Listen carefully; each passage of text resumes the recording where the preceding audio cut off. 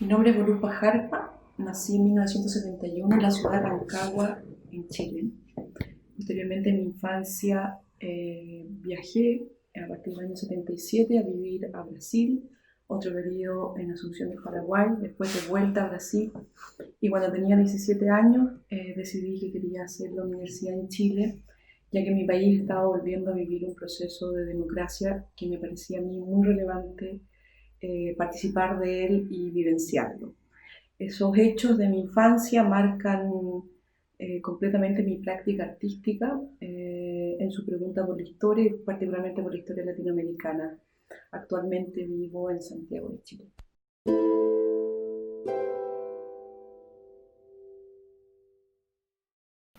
Mi trabajo tiene una pregunta por la historia y la manera en que la historia es narrada y omitida. Desde el año 1991 trabajo en la ciudad de Santiago con sitios de Eriazo, que son terrenos baldíos donde hubo construcción que fueron demolidas. Desde la observación de esos paisajes hechos a través de pintura, fotografía y otros medios, empiezo a meterme en la relación de la manera en que simbolizamos la historia, particularmente la historia contemporánea. En el año 1994 mi pregunta por la historia va hacia cómo la subjetividad está afectada por esa macrohistoria que fue consensuada y también borrada en ciertas partes, ¿no?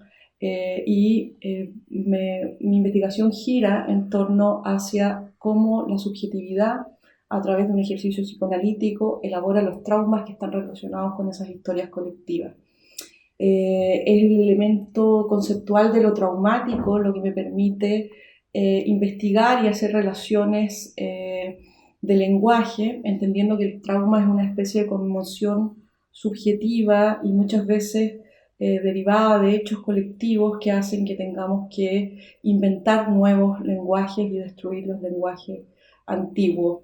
En el año 2001 me encuentro con los archivos desclasificados que la CIA ha realizado sobre Chile y posteriormente sobre otros países de América Latina y veo en esos documentos borrados la huella de ese elemento traumático que antes había observado la enfermedad de la histeria descrita por Freud. Esos elementos femeninos, masculinos, histeria, historia, son los conceptos con los que voy hilvanando mi trabajo desde el año 2001. En la medida que esto va produciendo una investigación y un conocimiento, particularmente del territorio latinoamericano, donde cifro esta investigación y producción artística, voy encontrando las maneras artísticas en dar cuenta de esta historia omitida. También esta historia me enseña una cierta cualidad de nuestra historia contemporánea de la Guerra Fría, entendida como una situación de colonialismo bastante traumático en muchos de nuestros países. Y mi trabajo se ha centrado particularmente en poder dar cuenta de esto. Y recientemente, a partir del 2018-2019, esta pregunta por este colonialismo contemporáneo deriva en pensar cómo son las estructuras hegemónicas que dominan nuestro pensamiento, de dónde vienen esas estructuras hegemónicas, por qué las hemos normalizado y de qué manera podemos emanciparnos de ellas.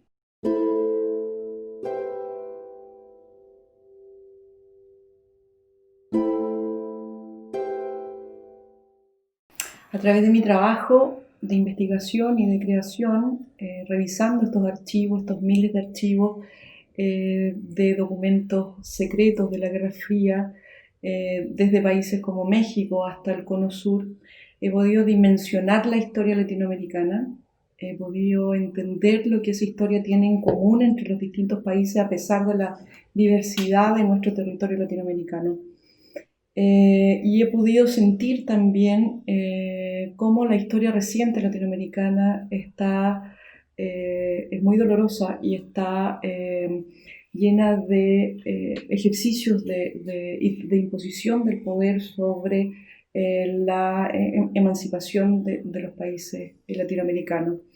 En ese sentido, el arte latinoamericano me parece un arte que está marcado por esta historia. Me parece que los artistas latinoamericanos lo que han hecho en su mayoría es un ejercicio de resistencia, es un ejercicio de denuncia de todas estas situaciones de violencia que hemos vivido en los últimos 50 o 60 años como continente. Y ese es el aspecto que a mí me conmueve más del artista latinoamericano, ¿no? Esa necesidad de urgencia del lenguaje del arte, esa necesidad de emergencia y de dar voz a comunidades y grupos humanos considerados minorías, pero que en América Latina somos mayoría, que los artistas latinoamericanos han podido hacer visible a través de sus prácticas. Y esa práctica, que es una práctica muchas veces activista, marca un límite ético para el poder que a mí me parece muy relevante y muy característico del arte latinoamericano.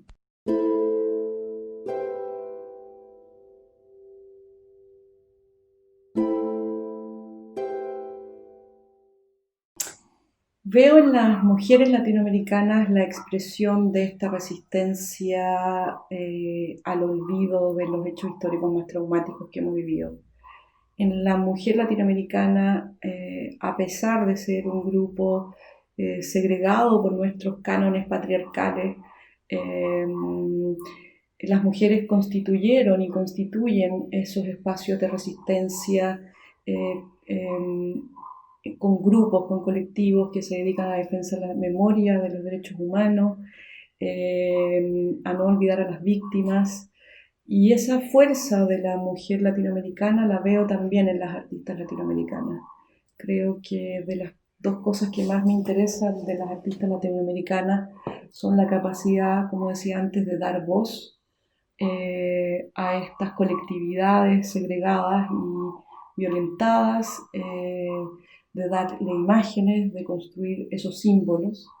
Y por otro lado, lo que también me interesa de la artista latinoamericana es su pulsión por generar colectividades, por generar comunidades, y veo una pulsión de sororidad entre las propias artistas latinoamericanas que siempre nos miramos y nos reconocemos, que ocupamos ese lugar en la historia contemporánea.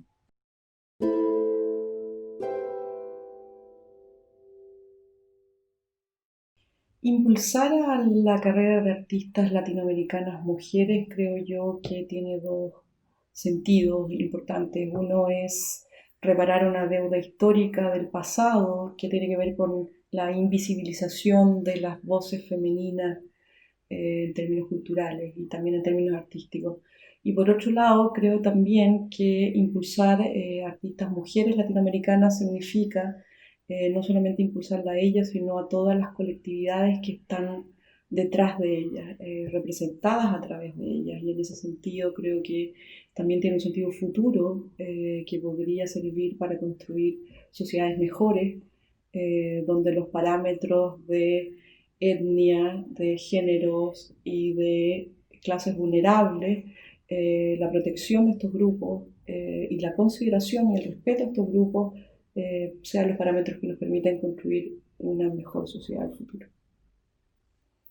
Admiro a muchas artistas latinoamericanas, mujeres, y me siento hermanada a ellas. De mi país admiro particularmente a Violeta Parra, artista nunca lo suficientemente estudiada y comprendida en su rebeldía y en su infinita capacidad creativa.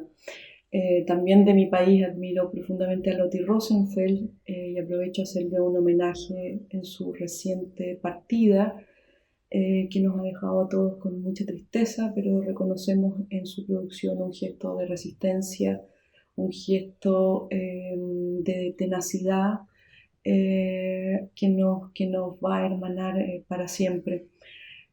Otras artistas chilenas que admiro son Paz Errázuriz, en su capacidad que tuvo de visibilizar a comunidades que estaban en peligro en un momento muy difícil de la historia de Chile. Y en la contemporaneidad me siento muy emparentada con muchas artistas latinoamericanas y podría citar algunas como, no sé, Liliana Porter, Teresa Margolles, Rosángela Renaud, Regina Galindo y muchas otras más.